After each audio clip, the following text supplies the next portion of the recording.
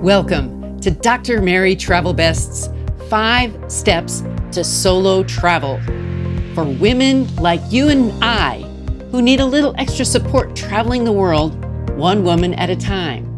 I've been traveling independently since 1972. I want your trips to be the very best. In this episode, the FAQ is from Raquel. How do I get from Amsterdam to Edinburgh, Scotland? Today's destination, Hannibal, Missouri. Today's mistake, toe blisters from tight shoes. And travel advice, reframe your aging body. The FAQ is from Raquel. She asks, how do I get from Amsterdam to Edinburgh, Scotland, or similar cities in Europe? Well, Raquel, I'm going to give you some answers here. You can take a ferry, a train, flights, or car, or a combination. Generally speaking, unless you happen to be located close to an airport at both ends, the journeys between London and Edinburgh, the train is easier and quicker. It may be cheaper, but it may not. But for comfort, convenience, and peace of mind, it will beat flying almost all the time.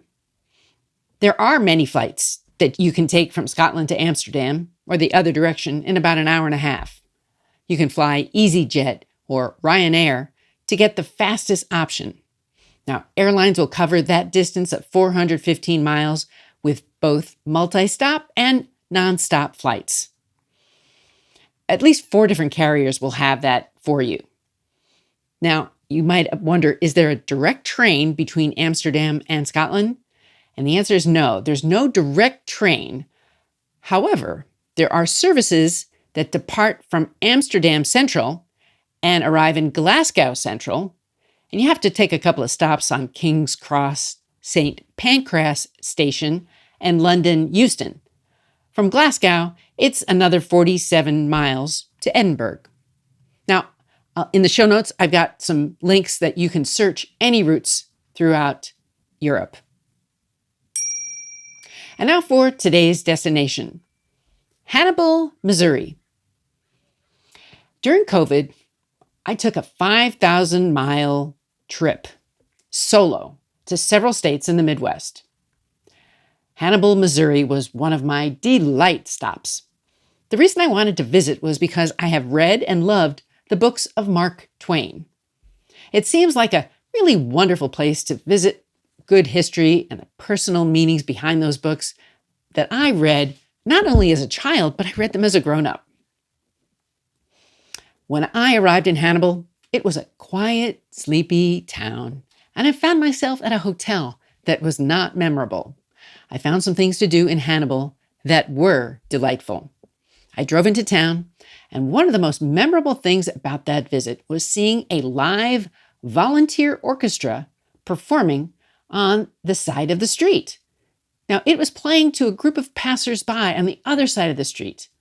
The orchestra had about 30 members, with instruments from violins to banjos to double bass and cello, 2 clarinets, trumpets, and many other orchestral elements. They took requests, and I stayed for more than 2 hours. This was such an unexpected musical experience. There were cars and motorcycles that came through the street during the performance from time to time, but it really didn't distract so much as to entertain, because the cars that drove through seemed to enjoy the concert as much as those who were like me sitting on the other side of the street. Some people brought lawn chairs to watch, and others like me found a nice park bench where I could sit and enjoy the tunes. What would I suggest for Hannibal, Missouri, besides painting Becky Thatcher's fence? There's lots of trains with ghost tours, riverboat dining, hiking. You can go visit the caves, museums, and see some farmers markets and live theaters. And this summer, they've got Music Under the Stars concerts. Now for today's mistake. Toe blisters from tight shoes. Blisters hurt with every step. I was visiting the USS Midway, where there's lots of steps and stairs. The top of my big toe became blistered because they were new shoes. Just one foot, but ouch. So don't wear new shoes if you need a lot of steps. It makes life miserable. Another time, I wore tight shoes and my toenail pressed into my skin, causing pain. I should have removed the shoe, the sock, and used an emery board to smooth it out. Now for today's travel advice. Reframe your aging body. In words of love, okay, let's embrace your wrinkles. Let's expect them. Let's rename them. Let's call them folds. Know that you have earned them. Embrace that back fat, that cellulite. It's normal at a certain age. Surgeons don't like this advice. They want to fix you. But I suggest love the body you have. Let's bring meaning to your travels. Send a question or a travel tip to info@drmarytravelbest.com. Let's connect on my website, Facebook page, group, or Instagram. You could subscribe to YouTube. You could find me on Twitter and also TikTok. Find 5 Steps to Solo Travel book series on Amazon. Lots of show notes will help you connect. What's on your travel bucket list?